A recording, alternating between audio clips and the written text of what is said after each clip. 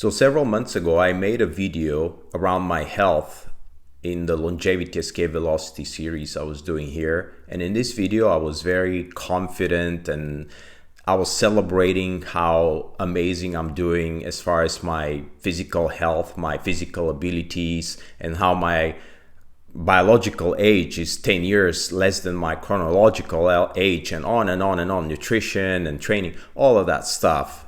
And I made it sound like I'm doing amazing. Well, I've been tremendously humbled since then. What happened was I gave contemporary AI my blood work from the last 10 years, and some things came up there where AI could look into it for 10 years, and it found some alarming signs, and it sent me back for more blood work and more doctor appointments and assessments. So long story short, I'm going to make a separate video about that where I go deeper into what I said in that earlier video and what the true story is. I'm still healthy, I think, but I've been tremendously humbled. And here's just a couple of points to illustrate, to make the point. Seems like I have Hashimoto's, which is an autoimmune disease where the body attacks its own thyroid gland. I'm doing okay. That's one. The other one is, it seems like I have a problem with high cholesterol, and I thought I didn't. And I might be a candidate for statins. We'll see very soon if that's the case. But here is this now 52-year-old guy who was very confident and celebratory and maybe a bit cocky about how great he was doing in his life and health, more importantly, and that's not the case. So I was thinking about that, and I wanted to share with you a couple of points about my thinking around this. So here's the first one.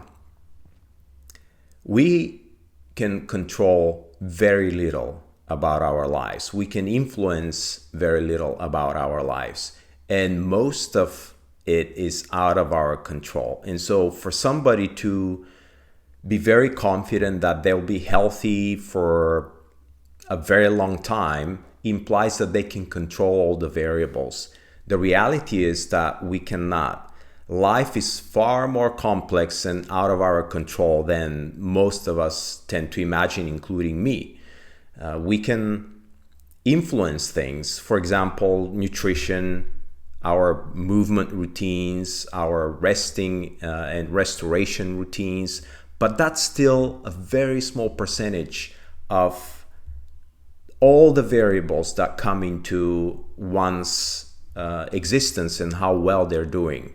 Most of it is out of our control. And to give you an example, all of us know, at least I know, and I'm sure you've heard of stories of people who are incredibly healthy and fit, and all of a sudden they get cancer or they drop dead right there. And on the other hand, we've heard stories of people who are incredibly unhealthy, smokers all their lives, and they get to live very long lives and they seem to die from natural death. So what's happening? I mean, to me, this is a pure illustration of how little we control. And so I think that's also one of the problems with the law of attraction, to be honest with you, if I'm thinking about it. Why most people fail with the law of attraction? It's because it implies that we should be able to control our thoughts all the time, and we can't. Here is a quick example for you. Try to have only happy thoughts for an hour and see how you do. And of course, the law of attraction depends on that. But what we think is based on what we believe. And what we believe is not easily controllable like that. So most people fail with the law of attraction. Or to be most accurate, they succeed. Everybody succeeds.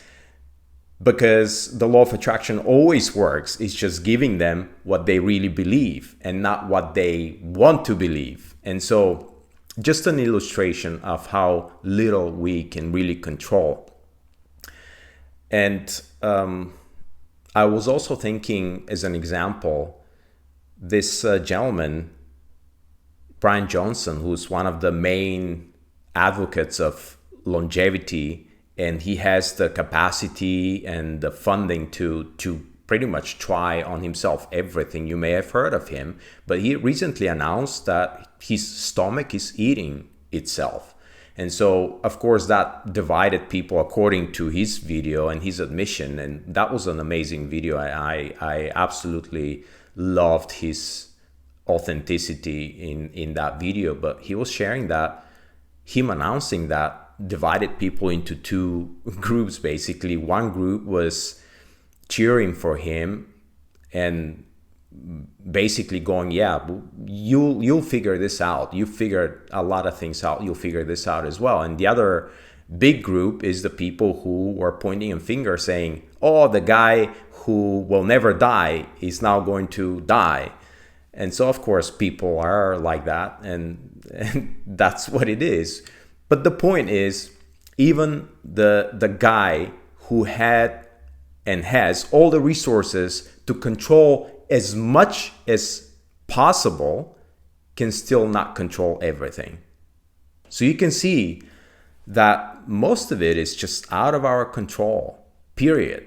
And so nobody can make a decision that they're going to live another 20 years and make sure that this happens. It just doesn't work that way. So that brings me to basically the last point. What are we to do then? Well, I think that what we can do is what we're already doing, or at least in my case, what I'm doing, and that is to try the best I can to control or influence the very few things that I can control or influence. This may be 2 to 5% of the whole gamut of things that are out there that I can try to control and influence, but most I cannot. I think I can only influence and control 2 to 5%. The rest of it is out of my control.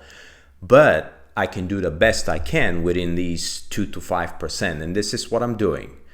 And by the way, I'm talking about health, longevity, and biological age and chronological age and these things. But I was thinking about it. We can extrapolate this to everything in life, every major area in life, business, success, parenting. I mean, I wanted to guarantee that I was going to be the father I never had, but the father I always wanted to have. And it wasn't like that for quite some time after my son was born. So there is a great example of how much we can control, right? Same with business. I wanted things that didn't happen. The things that happened were exactly what I believed or suspected was going to happen, or the reflections of my undeserving of what I wanted to happen, which is exactly what should have happened and needed to happen by the law of attraction, right? So I always got what I believed in and what I believed I deserved, and I oftentimes didn't get what I wanted. So leaving this aside, the main point here is not about beliefs. That's a whole different topic, and it's a huge topic.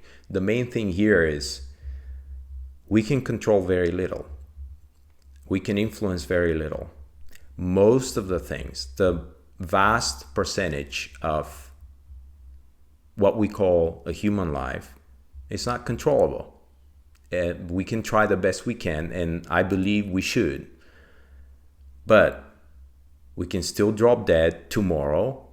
We can still get cancer tomorrow. So we can never be super confident